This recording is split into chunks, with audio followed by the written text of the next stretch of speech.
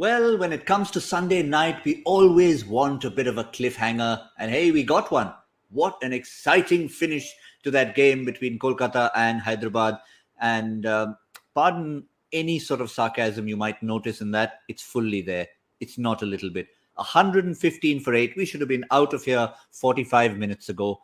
But for some reason, they decided to just drag it out till the very end. Yes, they've ensured the 2 points. It was probably never in doubt through the course of the 20 overs. But still, they took it down with 2 balls to spare, winning by 6 wickets.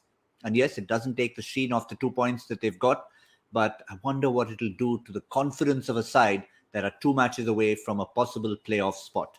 We'll try and discuss that here on Cricbuzz Live in association with our fantasy partner, My 11th Circle. Shaun and Joy in the house. We shouldn't have been here discussing this at this time, Joy. 2 points, yes, will bring a smile to spectators' faces, but there's got to be cause for worry in terms of the manner of victory.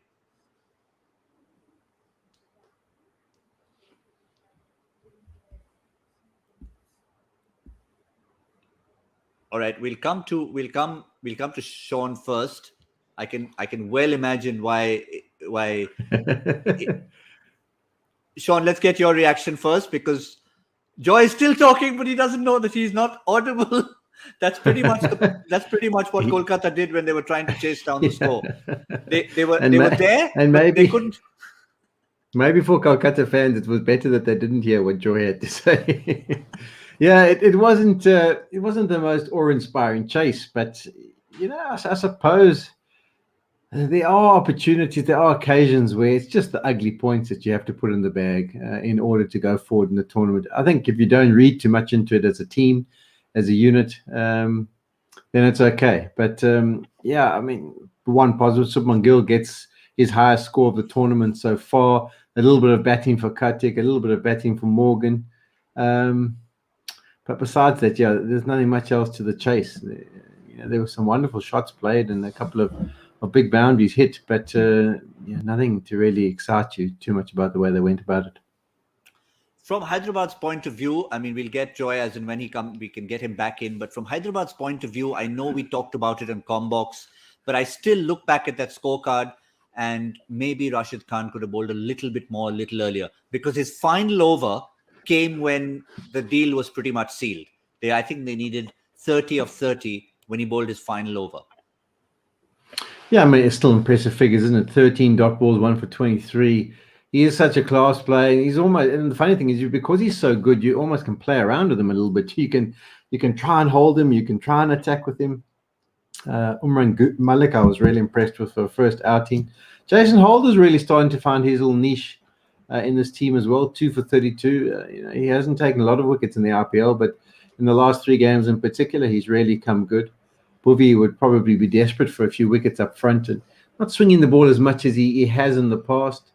And then Cole tried his job to try and make sure they got over the line. But yeah, I think they did everything they could. They tried everything. They tried to build some pressure, and to take it down as late as they did was really good. Yeah, partly it was Rashid, but it has to be the approach. And now let's try and see if we can interpret. For all you lip readers, you heard everything that Joy had to say in the first 20 seconds. But for those who don't read lips, let's try and hear it from the man himself. No, all I wanted to say was there's this great story which we used to read in our childhood called The Three Little Pigs. And there used to be a big bad wolf who'd go and he'd go and they'd make houses and he'd huff and puff and blow the house down. And Kolkata huffed and puffed and huffed and puffed. And it took them 19.4 overs to blow the house down. It just, I mean, as an effort, I think they got across the line, which was important. But they wouldn't have given their fans any confidence that they're a team who's in the situation where they're competing with the top 3 teams. But they have done their chances, no damage, definitely. The other great thing is that, it's fantastic when a bowler comes in, a young man comes in, and in his first match, of the 10 fastest balls delivered this season by his team, he is actually 9 of the top 10 is delivered by him. That Mohammad Siraj, those are balls delivered by other teams. But in his own team, only Khalil Ahmed has delivered 1 ball, which is in the top 10. The other 9 are in this 24-ball spell this young man bowled. And that's really exciting news. Those are the kind of paces that, would make even the Indian selectors look and say, what, we really need to work with this guy. But again, what does he join? He joins in 11 you've been talking about. I've got another name for it from an Eagles song. I call it the Johnny Come Lately 11. But I like your name as well. No, fair enough. Johnny Come Lately is more, as I said, we were looking for a more concise name, but where have you been all this time? Where on earth have you been? 11 is what we've been calling it. But Shaun, we talked about Malik on Combox. For those who may have missed that, let them get a fast bowler's perspective on your reaction. Could this be a new talent that the nation could be unearthing? Yeah, it could definitely be. I mean, raw speed, you can't generate that. If you don't have it, you can huff and puff, as Joy said, but you'll never find it. You can't just get a person. You maybe can increase their speed by 5 kilometers per hour, but you can't get them to bowl 150. And so he's got that raw ingredient, which is fantastic. I love his action, gets into really nice positions, rhythmical run up, strong at the crease. He looks like he's got a heart and a mind for it as well. He was looking to get in the face of the batsman without causing too many issues with regards to not talking or anything, but just giving them a bit of the stare and making them aware that he was around. And I think he's going to learn the art. 150 is really good. And as I say, you can't teach that. But I think what he is going to have to just learn a little bit is to try and get some sort of movement, whether it's seam movement or swing movement through the air. We saw him bowl one delivery around the wicket there where it came from wide, straightened up brilliantly and beat the outside edge. And that's what he needs to create, because 150 on flat wickets, it comes and goes pretty quickly. The art that Brett Lee had was he was high speeds, high 150s, but he had that ability to get some away shape. It makes such a difference. If he can learn the art, and I'm sure he will, people will work with him. They'll work with his wrist position. There's nothing wrong. The seam came up brilliantly, bolt upright. So yeah, really excited by what I saw there, and look forward to following and seeing how he goes along. But I just think a little bit of movement, whether it be off the seam or in the air, will stand him in even better stead going forward. How old is he? About 23, they're saying. Yeah. And you'd want him, Joy, to play, to be under the right people, to be trained. He's 21 to be exact. And if he gets with the right people, what does this also, Joy, mean for people? Like, since we talked about one of the objectives for Hyderabad would be they can't get into the playoffs, but they will be looking for individual performances, pride, and the big auction. For a raw player like that, what are teams around starting to say? Because he's not the kind of player you'd retain, no matter how good he looked. No, you can't retain him. Not at this stage in his career. You can't retain him. He's a couple of years away from detention. But what you can do is you might just have, if you have enough cards, you might be allowed to retain 3 and have another 2-3 right to match. And if you look at what the cupboard that Sunrisers Hyderabad today has, if he is not too expensive, you definitely look at saying, can I retain him? Can I hold on to this kid? Because Irfan Pathan was one of the guys who saw him in early and talked about him. Irfan has been doing a great job in Jammu and Kashmir. He also unearthed Abdul Samad, who, whatever it is, I think is still is a player of great potential. He still hasn't discovered where he is. And I think the Indian selectors will be immediately saying, looking at their camp and, the likes of Kuruvilla, we have a lot of fast bowlers in the Indian selection committee. They would be slavering because exactly what Shaun said. There was, in basketball, you can't coach height because either you have it or you don't. And in fast bowling, you can't coach pace. You have it or you don't. Once you have 150, you can try and work on the other stuff. But if you don't have 150, to get to 150 from a 125 or 130 is almost impossible. Yes, so that's at least some positives to come out for Hyderabad. Jason Holder certainly is from his individual perspective, once again contributed. But on the other side, there'll be a great relief. I think we might have said they labored, but Shaun, a great relief with the form of Shubman Gill, because in that top order, Tripathi has performed, Venkatesh Iyer has performed, but Shubman Gill, not quite till today, shown what he's capable of. Yeah, and it's a surprise. I've really been impressed. The first time I saw him was probably 2 or 3 seasons ago. I really thought he was fantastic. And even his performances he's put at the top level, he's been really good. So it's been a bit of a surprise that this is basically his first 50. It was his highest score otherwise so far in the tournament, 40-odd, I think. But peaking at the right time, and that's good signs because they've had a few guys in that batting lineup that have carried the top 6. Morgan hasn't been going according to plan. Kartik hasn't really had much to do, but now he comes and he plays nicely. And then that little 20 that he gets, Morgan gets a bit of time, and now he got Shubman Gill at the top of the order getting some runs. So things starting to look better for the batting unit, and the bowling's been pretty good. Joy, your take on Shubman Gill. Are there any areas getting to that part of the tournament? Obviously, they haven't made it yet, but they've taken a giant stride towards it.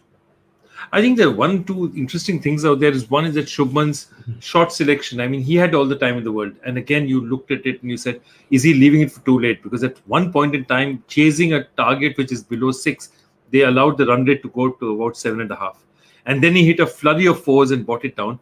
And every time he hits a 4, you look at him and wonder, what was the fuss all about? He could have been hitting these in the first 3 overs as well. So one of the things that I think for Shubman Gill, it's not about how he's batting. It's about when he's choosing to take the chances that he does. And I think that's something that only he can work out, because there's absolutely no doubt about anyone who watches him that he's a pure class batsman. He'll hit one shot and you'll say, that's pure class. Very few batsmen can hit with that kind of foremanship. It's just when he's choosing to hit, how he's choosing to hit. And I think that is something can be worked on by other people, by coaches, by psychologists, by other people. He builds that side of it. I don't think there's too much of the cricketing side of that to build. It's more to do with when to choose to attack, how to choose to attack, how to go about it, how to tackle success, how to tackle failure. Those are the things that he needs to grapple with. But he's a supreme talent. And what I've liked about Brendan McCullum is, no matter what the circumstances have happened this year, he's decided in the second part of the tournament to go with his Indian top 4. So he's turning around and he's saying that, okay, it doesn't matter. I'm going to go. Shubman Gill will go in. Venkatesh Iyer will go in. Rahul Tripathi will go in. Nitish Rana will go in. If they don't get the job in, then I'm going to send in Dinesh Karthik and Owen Morgan and Shakib Al Hasan and whoever else is there. But those are my 4 guys who are my go-to guys. And you have to give him credit. As a coach, he's backed them with everything he has. And now it's time for them to repay his confidence in them. Yeah, the only question that remains unanswered is how bad is the Andre Russell injury? Is there any possibility of him making it back? Because it would be a nice little bonus for Kolkata if he can sneak in at playoff time, having had enough rest and possible recuperation. Let's look at the points table and see where they stand after this victory. As I said, it's 2 full points, no matter how you get there. And this is where they are, in 4th place at the moment. So this is where they kind of say #stop the count and they get through. But they've still got 1 match to play. Rajasthan have 2 matches to play. So they can leapfrog them. Mumbai have 2 matches to play. So they can get to 14 as well. But there is a scenario, and Shaun, we can come to scenarios.com. I'm going to quickly read it out for you here. Kolkata have moved to 12. Mumbai beat Rajasthan. They get to 12. Punjab beat Chennai and moved to 12. Rajasthan beat Kolkata and moved to 12. And Hyderabad then beat Mumbai and keep them on 12, none of which are impossible. We have 4 teams on 12, and that's when that 0.294 comes into the equation. Yeah, and then you got to do the positive. The far right column is important. I think the only problem with that scenarios.com would be the last suggestion, that SRH beat Mumbai. The way they've played lately with their team situation. That's the one. I mean, the others are possibilities. Some of them are unlikely. But I just think that last one of the scenarios. But we never know. That's why we love scenarios.com. This RPL tends to throw up some interesting situations and results at times.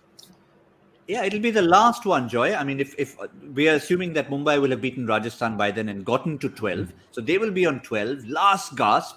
Hyderabad will tell themselves, listen, we were kind of disappointing. We didn't put on enough on the board. We bowled decently. Come on, guys. That was not us. Let us pick ourselves up and bow out in style and show the Orange Army what we are worthy of. That is the danger for Mumbai, Joy. Yeah, I think so. My big thing is that at this point in time, the only team that really threatens Kolkata most is Rajasthan. Because if Rajasthan wins, and they have their final match against Kolkata, they can stop Kolkata themselves from getting those points. Nobody else can stop Kolkata. Their only game is against Rajasthan. So the only people who can stop them from getting to 14 points is Rajasthan. And Rajasthan... At least they're playing each other. I mean, so it's fine. It's happening on the field. It's not that they're watching another game and saying, oh dear, they're winning that game, it's costing us. They're saying, Rajasthan, come and beat us if you want to do it, and it's in our hands. Kolkata, it's already in their heads. If Kolkata win their next game, there is no way run rate wise anyone can catch up with them. Kolkata is 100% chance of qualifying.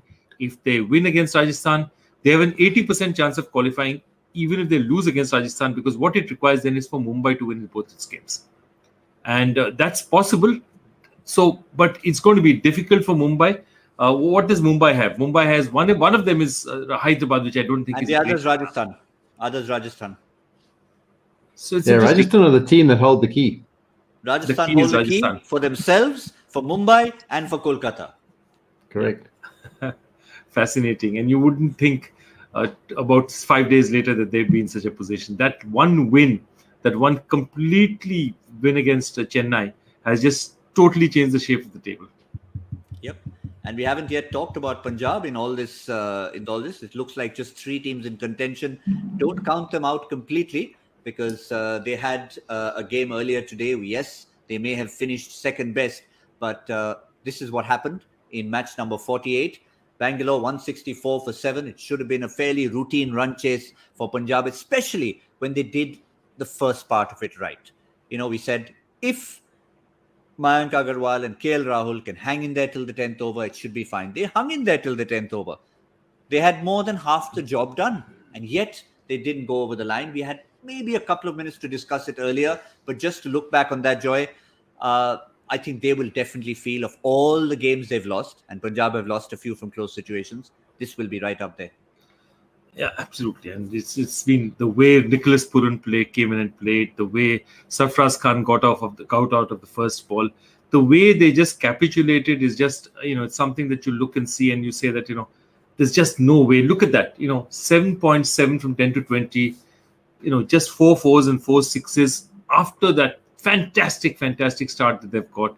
It just, Rahul and Mayank Agarwal turn around and say, what more can we do to make you guys help us finish these games? Shah Rukh Khan played well, but I think it was too little too late. He didn't have enough opportunities. And the number of balls that were eaten up between Nicholas Puran and, the other batsmen, they couldn't do it.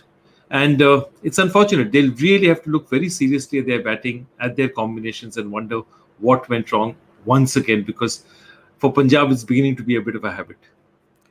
Yeah, because this is what it was. I mean, when you get a platform like that, and we did kind of issue a warning bell. We were talking about it, Shaun and I think, were in Combox at the time, and we sort of said, Shaun was going in favor of Bangalore for the first 10 overs, and then he was candid enough to say, Rahul, Agarwal, they're still there, looking good, but they need to stay there and make sure a new batsman doesn't come in. They didn't do that.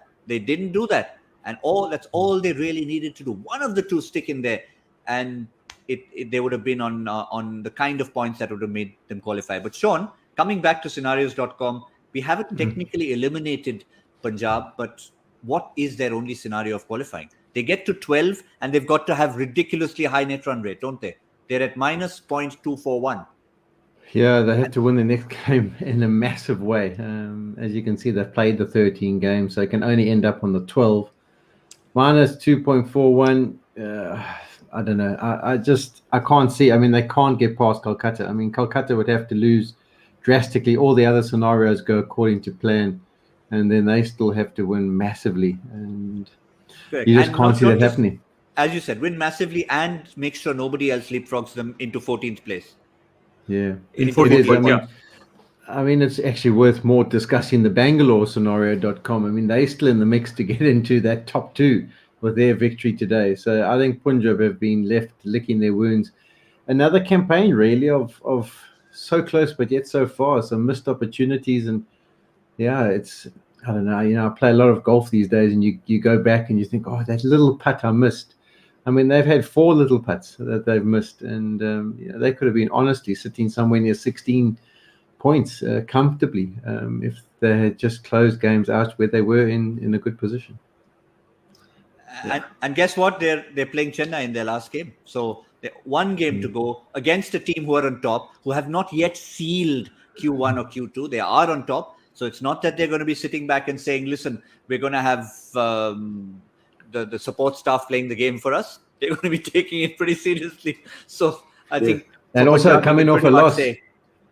Yeah, also Yeah, coming off after a so loss. they'll be they don't want a second They'll be one. mad. Yeah, they won't like it at all. I mean, the way Chennai lost last time, what Rajasthan did to them, Dhoni would be very anxious to arrest the slide now. And so my belief is that if any team can qualify with 12 points, it's Kolkata. None of the other teams have a realistic chance of qualifying with 12 points. For Rajasthan to qualify or Mumbai to qualify, they have to reach that 14 points. They can't qualify with 12. That's my belief. Yep. But we've been talking about the team at the bottom. We've been talking about the teams in the middle. How about what's coming up next at the top of the table? Yes, have a look. This is it. We've been talking about 1 versus 2, and this is a clash for 1 versus 2. It's hugely important. They're both Qs playing against each other in Dubai, but they're both Qs looking for that Q1, knowing that they've got Bangalore now just behind them, looking over their shoulder, trying to get one of those 2 spots. Had Bangalore lost today, maybe they would have been a little more comfortable with the Q1 and Q2 scenario. Now, that victory for Bangalore makes it all the more spicy in tomorrow's game in Dubai. Shaun, I think they would have been watching that game closely. They would have said, we have to finish 1 and 2. They're going to be big guns firing on both sides. Yeah, for sure. And that's what I like about the RPL structure. There is an advantage, such an advantage of finishing 1 or 2. And you have to fight for that. So, sometimes in other tournaments, the last few games of the tournament are irrelevant really to how things transpire. But even at the top of the table, when guys are comfortably qualified, they still have to produce their best cricket. They can't just rest on their laurels. They can't just put any team out, because they need to try and end up in those top 2 to give themselves the double bite at the cherry. So, yeah, it's going to be interesting to see. I mean, I don't know the situation with Stoinis.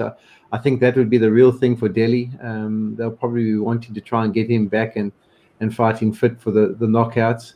But besides that, I would think they'd very much go a similar kind of equation to what they used in the last game. Stoinis would be a big player if he can come and contribute.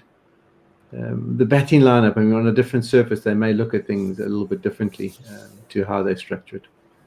The one question mark would have to be, stalwart or no stalwart, Joy, Steve Smith. Now, you've got possible replacements in there. How long do you hang on to him? I have to say, I'm not convinced with Steve Smith. I'd even look at a Sam Billings ahead of him. I'm really not convinced with the Steve Smith. Sam Billings is in better form than he is at this point in time. It all depends on how Ponting looks at this. If Ponting looks at Steve Smith as somebody who's good in the field, somebody he needs around, somebody he wants to spend a lot of time on the field talking with Rishabh Pant, advising him, maybe it's a different job. But otherwise, on absolute just performance alone, Steve Smith is again one of those, like many teams are doing, being carried by his teammates at this point in time. He's done nothing at this point in time for them. You're giving me ideas for another 11, but we'll hold that. The passenger 11. The passenger 11 is a good one. The passenger 11. But yeah, one person, again, with all due respect to the man himself, who will be in that 11 possibly, is MS Dhoni. In a very different sense, of course, he's been a wonderful leader, but he's just not needed. The way his team has played, he's not necessarily needed to come and hit those runs at the end. He's been safe behind the stumps. So in that sense, it's not that he hasn't contributed, but the ethos of the passenger 11 is they've not been having to make match-winning performances on their own. Have a look at this, Joy. Any problems you see in terms of what they need to adjust? Sam Curran, DJ Bravo, that's the one for you? That's definite. That's absolutely definite. At this point in time, Curran definitely, maybe the ball's not doing that little bit that he needs to have done. And therefore, Sam Curran is just, DJ Bravo has to walk into that 11. There's no doubt in my head at all about it. The second one that I'm thinking of, and I don't know whether they'll do it or not, but I still think with all the opportunities he got, I think Suresh Raina is just not looking the part. Now, whether they do that, and again, like Shane Watson, carry him up to the finals and hope he does something. But the way he's batting, the way he's hitting, he just looks out of it. And they have some decent Indian batsmen out there who can bat. So Jagdish is there. I think they Robin have Uthappa. people. Robin Uthappa is there. Yeah. So they have players there who are in comparatively better nick at this point in time. Forget about better nick. Have probably played a little bit more cricket in the recent past. than Suresh Raina has played. So that's the only one I'd look at. But knowing the way Dhoni looks at it, and Suresh Raina has been the champion of the first 5-6 years of the IPL, I don't know whether he'll ever bench him. Yeah, another scenario we can throw up is maybe a Lungi Ngidi. I think they rested Bravo because of the quick succession of games, or Chennai have had a flurry of fixtures as of late. So that might be an option just to give Hazelwood the game off and just have a look at Lungi Ngidi.